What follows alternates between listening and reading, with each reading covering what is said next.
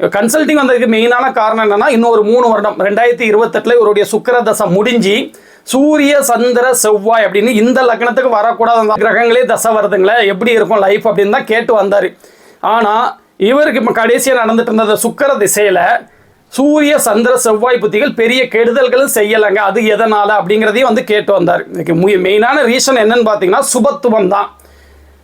சூரியன் வந்து குருவை அஸ்தங்கப்படுத்தியிருக்காரு. குருவை அஸ்தங்கப்படுத்தி சுக்கிரனுடைய வீட்டில் உட்காந்துருக்காரு. வேற எந்த பாவ கிரகங்களுடைய ராகுவாலேயோ அமாவாசை சந்திரனாலேயோ சனியாலேயோ ஒரு பாவத்துவம் அடையலை.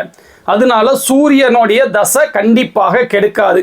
அடுத்து சந்திரனும் எந்த நெகட்டிவ் கிரகங்களுடைய தொடர்புலேயே அவர் இல்லை.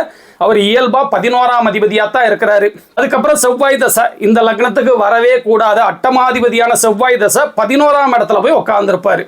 3, 11ஆம் இடங்கள் உபஜயஸ்தானத்தில் வந்து நம்மளுக்கு வரக்கூடாத அவங்க இருக்கிறது நல்லது.